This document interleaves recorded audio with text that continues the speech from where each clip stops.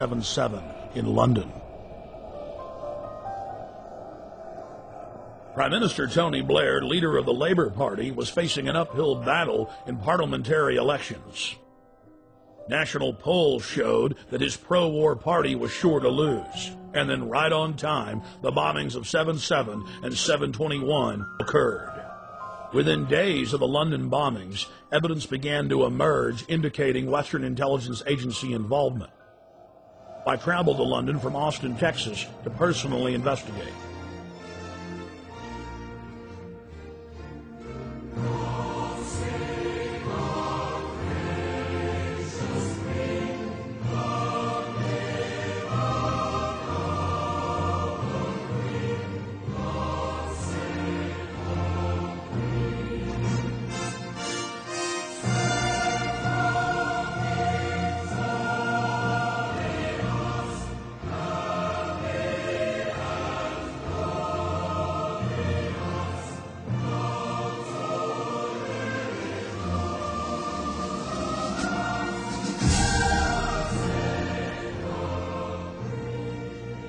Once I arrived, I was met by Paul Joseph Watson and his brother Steve Watson, who are reporters for my news website, PrisonPlanet.com.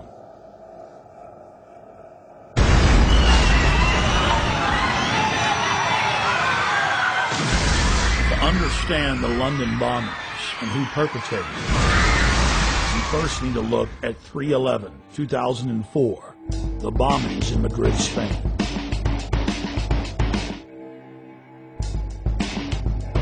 Years after the blast that rocked trains in the city of Madrid, Spain, the government admits that Al-Qaeda had no connection to the attacks. Every one of the supposed bombers had intimate links to the Spanish security services, including the head of their bomb squad. The alleged leader of the bombers, who reportedly gave dynamite to the terrorists, was connected to the Madrid bomb squad. And we see the exact same earmarks, the same M.O., in the London bombings that we witnessed in Madrid. On the morning of July 7th, 2005, 3 trains and a city bus were ripped to pieces when 4 military-grade explosive devices detonated. At 8:50 a.m., 3 explosive devices simultaneously detonated on 3 separate trains. Within minutes, eyewitnesses were reporting to the press that there had been multiple terror attacks. Despite the fact that 3 train cars were burning wrecks strewn with dead and dying Londoners, Scotland Yard for over an hour and a half claimed that all of the disruptions were simply caused by a power outage in the London Underground. Power surge on the Underground, that's all we heard. The bus was about an hour after the Underground, so that's when I think everybody knew that it wasn't what it was, you know. I think it was just an excuse, power surge, whatever. Why would they say that, though, knowing it wasn't? Trying to cover up, probably, you know what I mean? So there wasn't no panic and everybody sort of like just get on with everything, you know, so...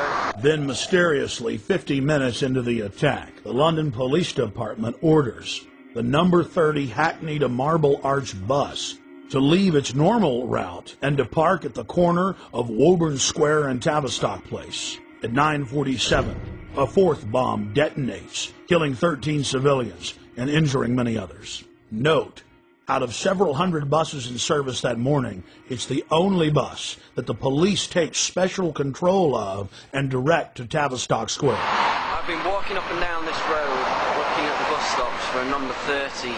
The bus stops have all the numbers of the buses on them individually. There's no number 30 on any of the bus stops. That's because the number 30 bus was specifically rerouted here on that day. To simplify it, there's no bus stop here. There's no number 30 bus stop here, no. Well, that was in the news, that it was specifically diverted here. They admitted that the number 30 bus was the only bus that was directed to a different area of the city. For what reason? Nobody knows, but they admit that. So it's very strange that for no reason it would come down this road when it was bombed. Remember, while all this is happening, the police are on radio and TV telling everyone that it's just a power failure, an outage. Meanwhile, commuters on the bus were listening to other radio reports where eyewitnesses were reporting explosions. The supposed bomber on the bus with the rucksack became panicked and began looking in his rucksack in what witnesses said was a confused and frightened manner. Weeks later, police detectives investigating the case said that all 4 of the bombers on the 3 trains and the bus didn't fit the MO, the modus operandi of bombers. They bought 2-way tickets. They'd played games of cricket the night before. They had good jobs and happy families. One of the alleged bombers was caught by surveillance camera arguing with the ticket clerk about the price of his pass. After Scotland Yard detectives had a chance to talk to some of the eyewitnesses from the bus and the trains, they stated clearly on the record that they believed that the bombers did not know that they had explosives in their backpacks. This was only one of many huge developments in the case that only received bare mentions in the back of the newspaper. The July 29th edition of Fox News Channel's Dayside program revealed that the so-called mastermind of the 7/7 bombings, Harun Rashid Aswad, is a British intelligence asset. Former Justice Department prosecutor and FBI terror expert John Loftus exposed the fact that Aswad was being protected by MI6 and was clearly under their control. Aswad is believed to be the mastermind of all the bombings in London. On the 7/7 and 7/21, this is the guy, we think. This is the guy, and what's really embarrassing is that the entire British police are out chasing him, and one wing of the British government, MI6, or the British Secret Service, has been hiding him. And this has been a real source of contention between CIA, Hold on, John. Justice Department, and Britain. MI6 has been hiding him. Are you saying that he has been working for them? Oh, I'm not saying it. This is what the Muslim Sheikh said in an interview in a British newspaper back in 2001. So he's a double agent, or what? He's a double agent. So he's working for the Brits to try to give them information about Al-Qaeda, but in reality, he's still an Al-Qaeda operative. Yeah. The CIA and the Israelis all accused MI6 of letting all these terrorists live in London. Now, we knew about this guy Aswad. Back in 1999, he came to America. The Justice Department wanted to indict him in Seattle because him and his buddy were trying to set up a terrorist training school in Oregon. The headquarters of the U.S. Justice Department ordered the Seattle prosecutors not to touch Aswad. Hello. Now, hold on. Why? And that's, well, apparently Aswad was working for British intelligence. Now, there's a split of opinion within U.S. intelligence. Some people say that the British intelligence fibbed to us. They told us that Aswad was dead, and that's why the New York group dropped the case. That's not what most of the Justice Department thinks. They think that it was just, again, covering up for this very publicly affiliated guy with Al Mujarrab. He was a British intelligence plant. Our CIA says, okay, let's arrest him, but the Brits say no again? The Brits say no. Now, at this point, 2 weeks ago, the Brits know that the CIA wants to get a hold of Harun. So what happens? He takes off again. Goes right to London. He isn't arrested when he lands. He isn't arrested when he leaves. Even though he's on a watch list. He's on the watch list. The only reason he could get away with that was if he was working for British intelligence. He was a wanted man. And then takes off the day before the bombings, as I understand it? Yeah, and goes to Pakistan. The Pakistanis arrest him. They jail him. They jail him. He's released within 24 hours. In London, we spoke with David Shaler, a former MI5 agent who was convicted of breaking the Official Secrets Act and imprisoned for 6 months. With regard to 7/7, there has been a witness report now included in a local British newspaper called the Cambridge Evening News, in which somebody who was on one of the tube trains says that he didn't see a man with a rucksack. In fact, after the explosion, what he saw was metal pointing upward from the bottom of the carriage. That would indicate, of course, that the bomb was not carried onto the tube train, but was in fact attached underneath it. Now again, nobody in the British national press is following that up. Now I hope investigators and the police are. A current member of British Parliament and a former cabinet minister in Prime Minister Tony Blair's government, Michael Meacher, was sacked in 2003 for raising important questions on the eve of the Iraq War.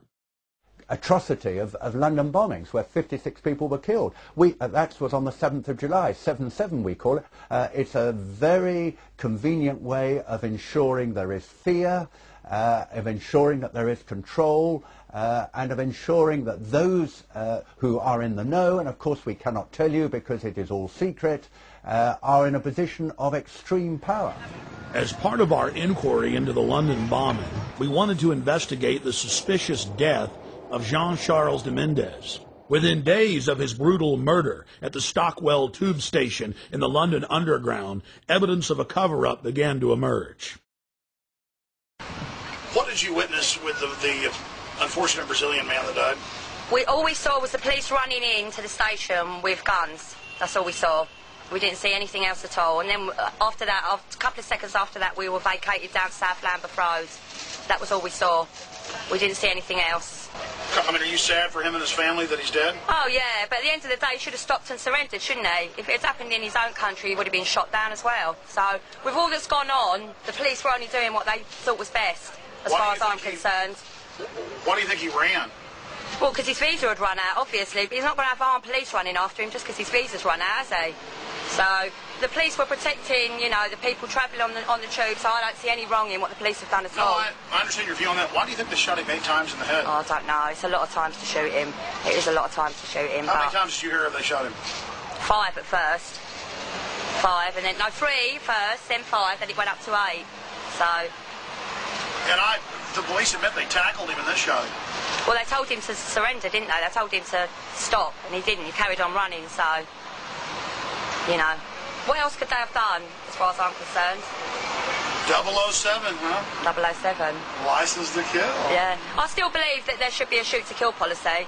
I still believe, personally. But that's my views, you know. I think people should give up their liberty for freedom. All right.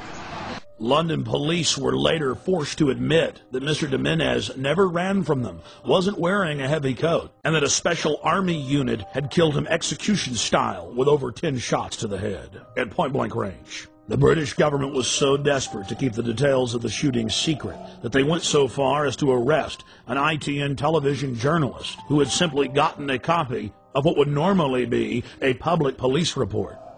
Government whistleblowers and police have also been suspended and arrested for telling the truth. We had our details taken and were threatened with arrest simply for asking questions of locals outside the Stockwell station and videotaping police. Where are you based? Austin, Texas.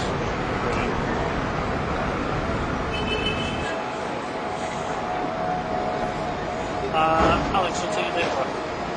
2/11/74. Would you just rather stenographer? No, that's okay.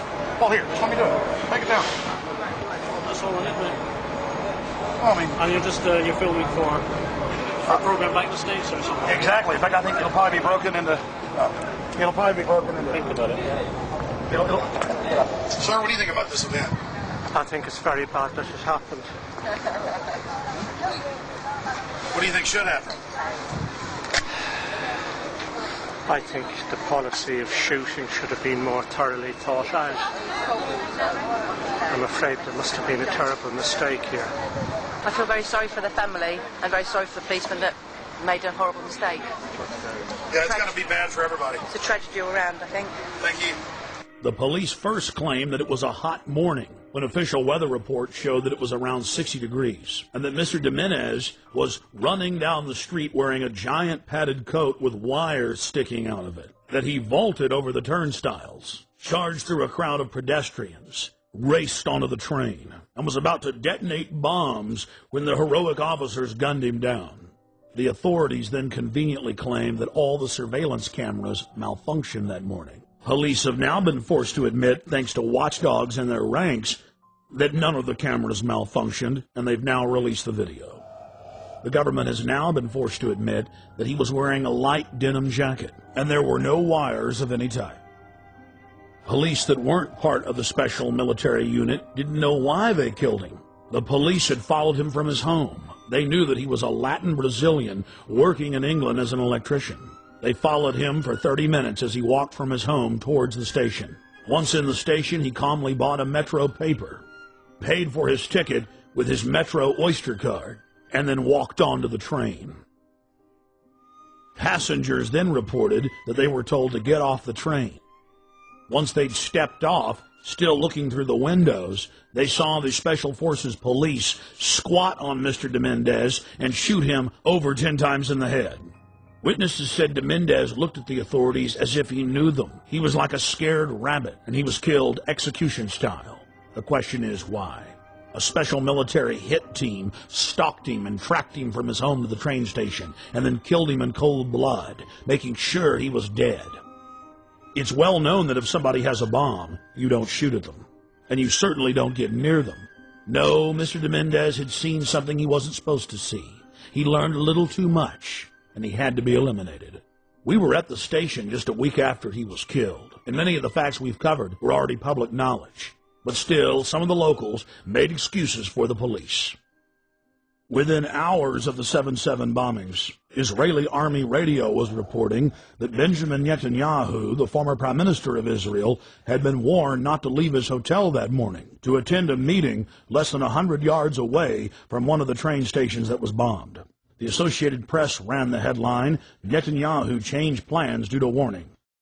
Then the current Prime Minister, Ariel Sharon's office, instructed Israeli officials not to give interviews to the foreign media concerning the warning. Israel's Foreign Office attempted to spin the story, saying that they'd given a general warning to the British that day. Then, several weeks later, the head of Mossad told a major German newspaper that he indeed had issued a warning to Benjamin Netanyahu at 8:40 a.m., 10 minutes before the first blast. Conveniently for authorities, the bus surveillance camera malfunctioned. Something else happened that was convenient for the establishment line. All 4 of the supposed bombers' identification cards survived unscathed at all 4 events. But there was just one problem. In one case, one of the bombers' IDs was found at 2 separate locations. As the evidence mounts, it is crystal clear. Only criminal elements of the British government could stage the attacks and then engage in the cover-up. The reason the Netanyahu story is important is it clearly shows that other intelligence agencies were aware of what was going on in London that day and took necessary precautions to protect their Minister of Finance. In 1994, the Israeli embassy in London was bombed. This was at a time when I was in the service. I joined the Middle Eastern section shortly after that, and I was actually astounded to read a document written by a senior MI5 officer who'd seen all the information coming in about this attack, and he said that he believed that the Israelis had bombed their own embassy. In any staged terror attack, governments have to be extremely careful to keep the operation shielded, compartmentalized. Most people in government are moral individuals who believe that they're standing up for their nation's sovereignty, for its national interest, and it's absolutely essential to keep them in the dark. One of the chief tools used by governments as a smokescreen is staging exercises or drills at the exact same time and exact same places as real events. When the Oklahoma City Federal Building was bombed, the Bureau of Alcohol, Tobacco, and Firearms was staging an anti-terror drill with their bomb squad on the morning of April 19, 1995, at the same time that the real event took place. On the morning of September 11, 2001, the Pentagon was running 5 separate drills, 2 of the drills targeting the exact same targets at the exact same time. That caused NORAD to stand down, believing it was just a drill. And London was no different. It's important to note that those taking part in the drills need not know that they're part of a larger operation. In fact, it's better for the conspirators that they not be informed.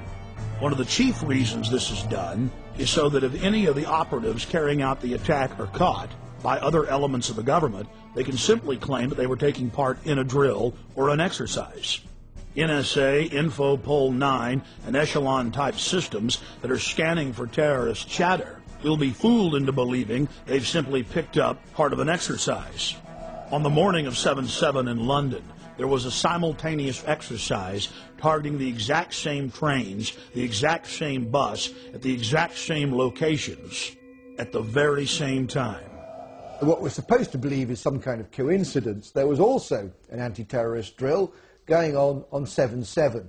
And again, just like 9/11, they were talking about attacks on the same targets, the same kind of tube stations, and exactly the same time as the actual attack happened. We learned of the drills of 7/7 on 7/7 from Peter Power, the head of Visor Consultants, a crisis management firm based in London. Mr. Power was the former spokesperson for Scotland Yard. Mr. Power told National British Television, ITN News, about the drills. Today we were running an exercise for a company, bearing in mind I'm now in the private sector, and we sat everybody down in the city, 1,000 people involved in the whole organisation, but the crisis team, and the most peculiar thing was we based our scenario on the simultaneous attacks on the Underground and mainline station. So we had to suddenly switch an exercise from fictional to real. And one of the first things is, get that bureau number. When you have a list of people missing, tell them. And it took a long time. Just to get this right, you were actually working today on an exercise that envisioned virtually this scenario. Almost precisely. I was up until 2 o'clock this morning because it's our job, my own company, Advisor Consultants. We specialise in helping people to get their crisis management response. How do you jump from slow time thinking to quick time doing? And we chose a scenario with their assistance which was based on a terrorist attack because they're very close to a property occupied by Jewish businessmen. They're in the city, and there are more American banks in the city than there are in the whole of New York. A logical thing to do. And I've still got the... I was going to say, how extraordinary today must feel for you as it unfolds. He repeated himself to BBC Radio 5. The thing that concerns me is that what are we doing for the thousands of men and women actually who are in London working? And I say that because at 9:30 this morning we were actually running an exercise for over a company of 1,000 people in London based on simultaneous bombs going off precisely at the railway stations that happened this morning.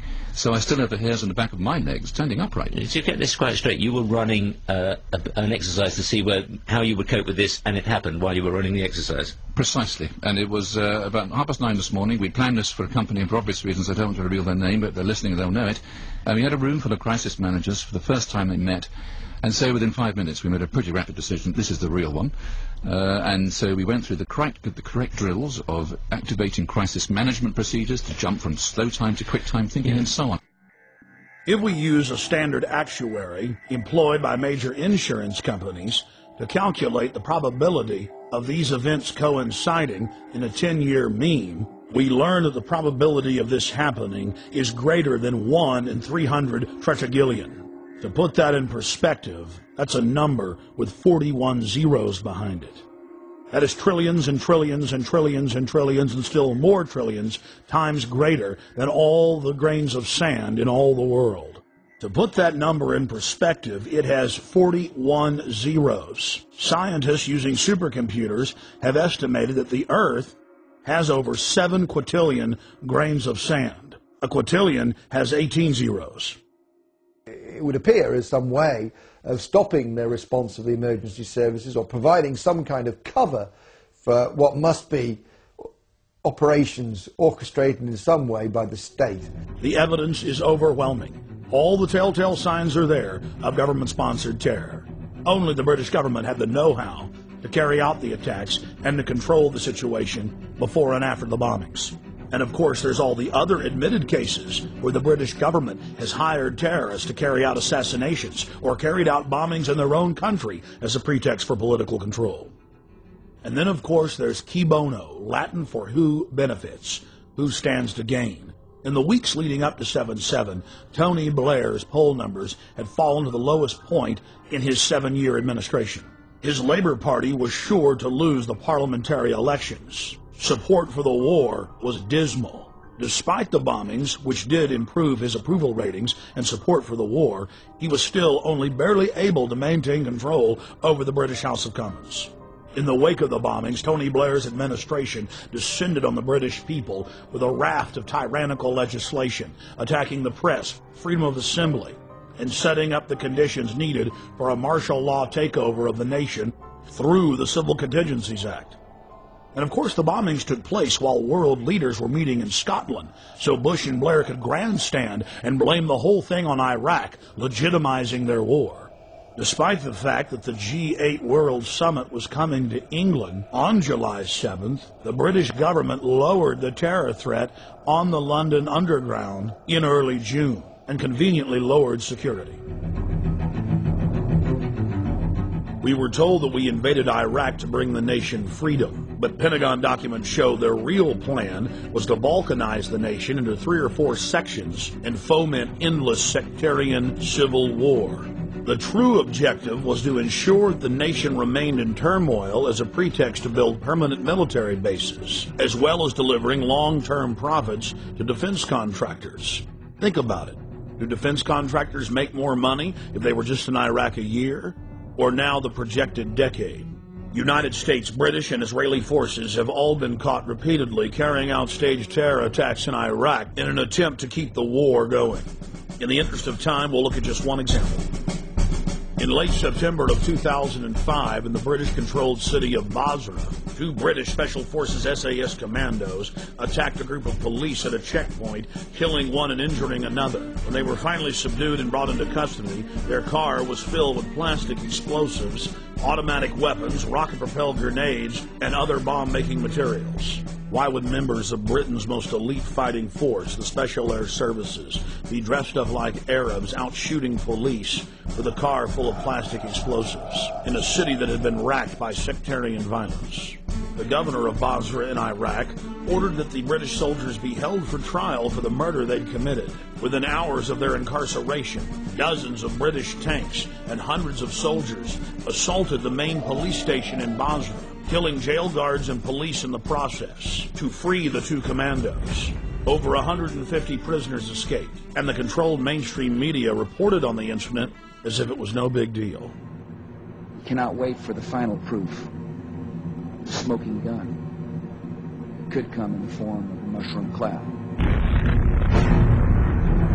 The United States knows that Iraq has weapons of mass destruction. Saddam Hussein already possesses 2 out of the 3 key components needed to build a nuclear bomb. In early February of 2006, members of the British government leaked documents that the White House admits are authentic. Known as the White House Memo, it is the minutes of a pre-war meeting between Prime Minister Tony Blair and George Bush in the Oval Office. The minutes contain the discussion of a classic false flag operation, where Bush tried to lure Saddam into war using UN aircraft. Mr. Bush told Tony Blair of the extraordinary plan during a meeting in the White House on January 31, 2003, 6 weeks before the war started, the Times of London reported. The Times reads, President Bush had plans to lure Saddam Hussein into war by flying an aircraft over Iraq painted in UN colors in a hope he would shoot it down. The memo also contained details of President Bush's plan to have defectors claim they had seen weapons of mass destruction that didn't exist. Well, it is perfectly true that we now know that the evidence, both in the United States and in Britain, which was put before the people, turns out to be wrong. It was known to be wrong. It was fed to Parliament. It was fed to Congress in order to get the necessary support. But we don't want the smoking gun to be a mushroom cloud. When Congress threatened to block the reauthorization and expansion of the USA Patriot Act in 2006, President Bush announced that he would still enforce the law even if it was not a law. That, by its definition, is dictatorship. When President Bush was caught secretly paying off reporters and newspapers and television stations across the country to the tune of $1.6 billion in 2 years, the Governmental Accounting Office declared it illegal. Every single action by itself was a felony, and there were tens of thousands of instances. President Bush simply said that he was above the law, and it didn't matter if Congress said it was illegal, he was going to continue the practice. When a leader declares themselves above the law, you are living in an official dictatorship. We have found out from our time in the services that there are certain people in the press who work as agents of influence of the intelligence services. In Britain, it's very easy to reward people with privileges, with contracts, with honours, with appointments to the House of Lords, with knighthoods and so on. So no money has to change hands, but those people know very clearly that they have a job to put out propaganda on behalf of the services. Now, I have no problem, of course, with the services arguing their case in the media, but if they're going to do that, like anybody else, they should declare where they come from and why they're stating that point of view. Fortunately, as a result of our book, Spies, Lies and Whistleblowers, one of the prominent agents of influence, in fact 2 prominent agents of influence, Dominic Lawson and Con Coughlin, who both work for the Sunday Telegraph, have had to resign. Because, of course, once you're exposed as an agent of influence, you can no longer do that job because people just simply say, well, he's saying that because he's working to an MI6 brief.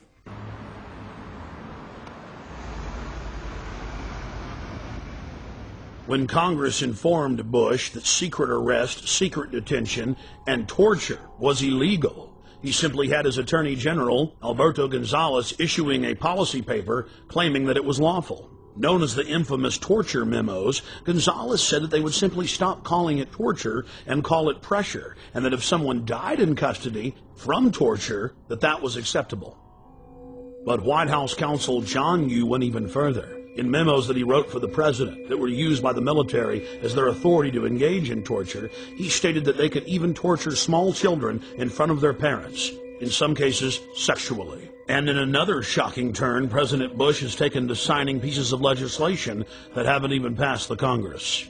President Bush was also caught engaging in warrantless searches using the National Security Agency to spy on the American people. Bush claimed that he had executive authority to ignore any federal law he wished. The 1878 Posse Comitatus law bars the military from engaging in law enforcement activities against the American people. Bush was caught using the Defense Intelligence Agency, a branch of the Pentagon, to spy on peaceful anti-war activists. He again claimed that he was above the law. Bush then claimed that the Constitution gave him the right to spy on the American people. Of course, the Constitution and Bill of Rights says the exact opposite. In the midst of the scandal, the retiring head of the National Security Agency went before the National Press Club and informed everyone that there was no need of a warrant in America. He chastised a reporter who claimed that you needed probable cause to search someone. He said all that was needed was that it be, quote, reasonable, and the government would decide what was reasonable. My understanding is that the Fourth Amendment of the Constitution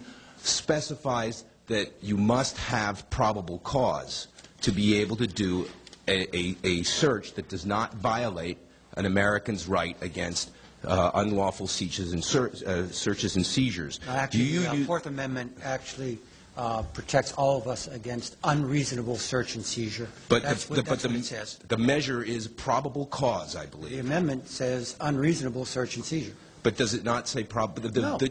The court standard, the legal standard is probable cause. General, you used the terms just a few minutes ago, we reasonably believe. And a FISA court, my understanding is, would not give you a warrant if you went before them and say, we reasonably believe. You have to go to the FISA court, or the Attorney General has to go to the FISA court and say, we have probable cause. And so what many people believe, and I'd like you to respond to this, is that what you've actually done is crafted a detour around the FISA court by creating a new standard of reasonably believe in place of probable cause, because the FISA court will not give you a warrant based on reasonable belief. You have to show a probable cause. Could you respond to that, please? Sure. I didn't craft the authorization.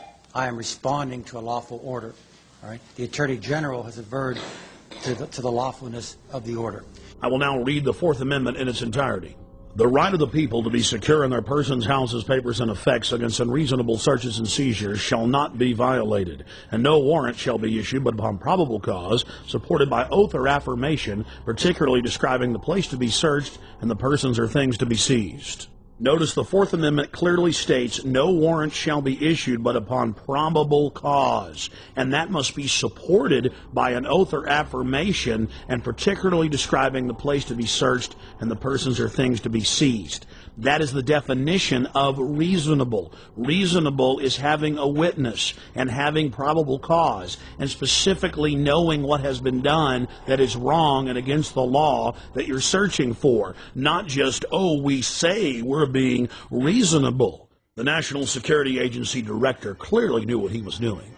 He knows that 99% of Americans have no idea what the Fourth Amendment actually says. So he claims that it's okay for them to spy on us without a warrant, counting on us being ignorant. That ignorance needs to end. Or maybe he's looking at a Fourth Amendment that the rest of us haven't seen.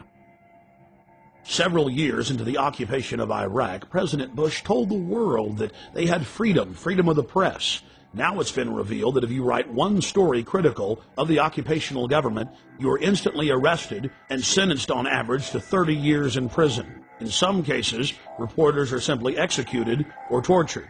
Then it came out that the Pentagon was covertly controlling almost every major newspaper in Iraq, and that PR firms were writing most of the stories in the United States. But it's not just going on in Iraq. Billions and billions of dollars a year are spent paying off reporters, planting fake news stories, and producing fake newscasts. Military calls this info wars, seizing the mind of the enemy, and they are treating the American people like an enemy. When you learn that the Pentagon, the CIA, and the White House are openly engaging in military-style propaganda against the American people, then you begin to realize why large portions of the American population simply don't have their facts straight. We asked David Shaler about MI5 and MI6 connections to Al-Qaeda. I learned of an operation in which MI6, the British External Intelligence Service, had funded Al-Qaeda to carry out an operation to try and assassinate Colonel Gaddafi of Libya. And once I'd become briefed on a plot in which MI6 was funding our terrorist enemies without government permission, I no longer wanted to be part of that setup. We also spoke with former MI5 agent Annie Machon, herself a whistleblower exposing MI5 and MI6 wrongdoing. I went public in conjunction with my partner because we'd seen so many dreadful things going on, and we believe that the British public deserves better protection. My own not so much government but intelligence services were carrying out operations in which innocent Libyans died. David was briefed officially by MI6 officers on their attempt to assassinate Colonel Gaddafi by funding Al-Qaeda in Libya. So I felt the need to say something about that. It took a long time to have the courage to be able to do that with the newspapers in this country, but eventually I decided that was the only way forward. We had to leave our friends and family, we had to leave our jobs, our home, everything in London with 3 days' notice because the newspapers suddenly decided to kick into action. I lived in exile for 3 years. In fact, when I actually tried to use a legal route to alert the British government about MI6 funding Al-Qaeda, I was the one thrown in prison. We then tried to negotiate with the government. We tried to say, please take our evidence about the crimes we've seen. The government refused then, and to this day, 8 years on, they are still refusing to take David's evidence and my evidence about crimes committed by our intelligence agencies.